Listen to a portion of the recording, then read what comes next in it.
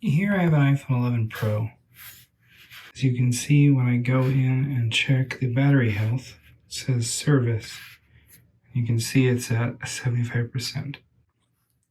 Apart from the screwdrivers and magnet mat to keep things organized, we're going to need an Amcentric core battery so that we can take the flex cable off of the original battery and install it on a new battery so that we don't have that message. We'll need a tag-on flex to help with that process, a premium Amcentric battery or any aftermarket battery so that we flag at least one non-genuine battery to help us alter the data. We're going to need a copy power for the iPhone 11, 12, 13 series. And we'll need a spot welder to help us attach the battery to the leads, and a pair of ceramic scissors so that we don't cause a short as we replace the battery in this phone. We'll turn off the phone. Let's take out the bottom screws and carefully open up the phone. Let's take out the screws that cover up one of the battery connectors. And take that shield off. We can now disconnect the battery. Moving on, removing the screws that are holding down the bracket that covers the connectors for the display and proximity sensor. We'll disconnect those.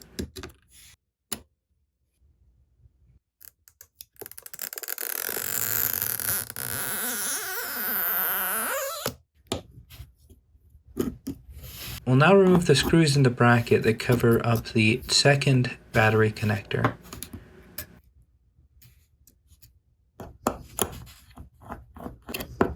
To gain better access to the adhesive, I'm going to remove the Taptic engine.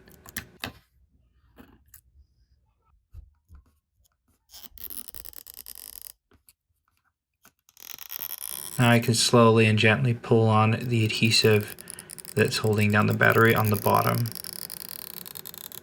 A few drops of isopropyl alcohol can assist in this removal process.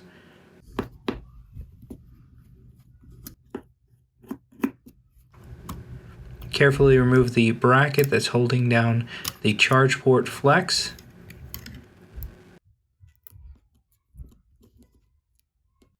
Now we can peel back and remove the adhesive that's holding down the remainder of the battery. Sometimes it doesn't go smooth and it breaks. When this happens, a few drops of isopropyl alcohol is your best friend. But if you don't have it, then you might have to just gently pull until it comes out, like that.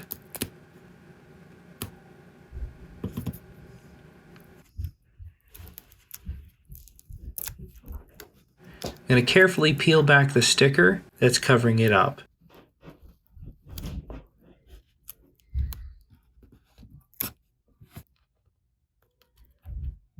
We'll roll back the little daughter board and expose the leads.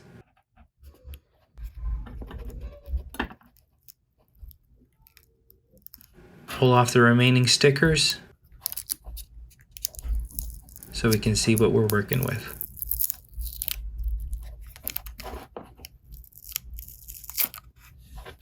Here I've got a pair of ceramic scissors.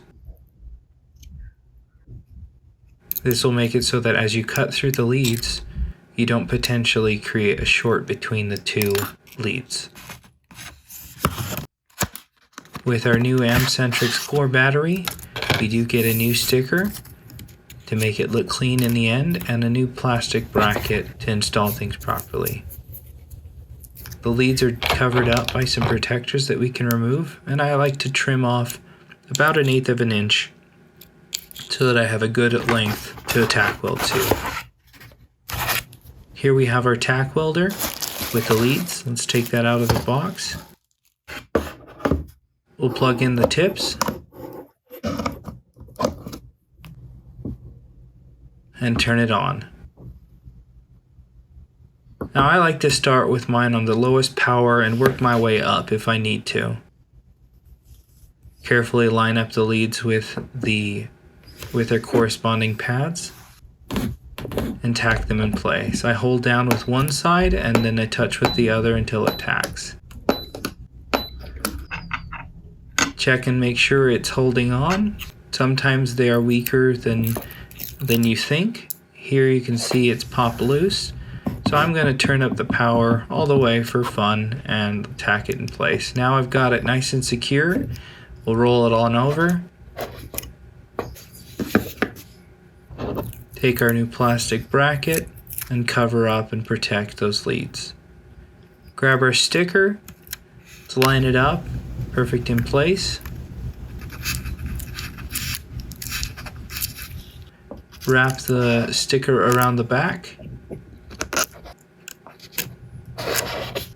and wrap it up like a nice birthday present.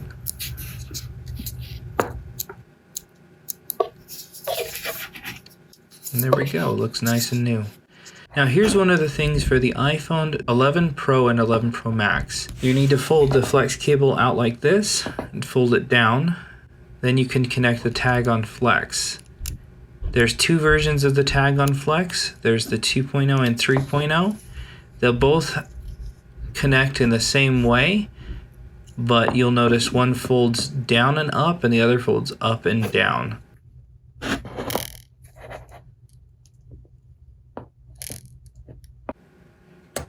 Now I've got to take out our copy power for the iPhone 11, 12, and 13 models.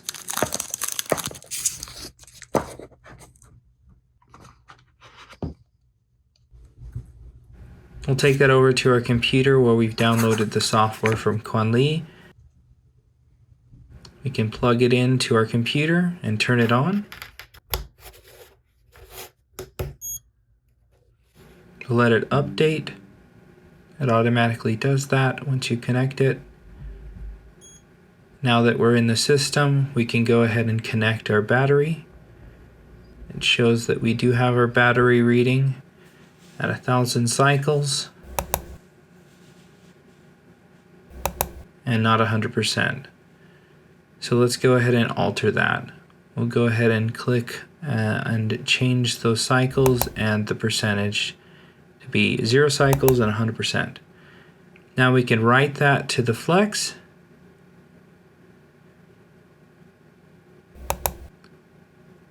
And it was successful. Now you can see that we are now at 100% and 0 cycles. Something I find interesting is if you read it again, it tends to drop it to 99 and 0. So for fun, we can go ahead and change that to be over 100%. Let's do like 105 and write that in. The phone will recognize it as 100% and no problem. And now as we read it again, it shows 106%, which is interesting. And so does our device out here. But that's okay because the phone will recognize it at 100. Now I'm going to take our premium quality M-Centrix battery so that we can install that temporarily and get it to flag it. You can see here the note that's saying it will notice that it's non-genuine. Here I've got it plugged in.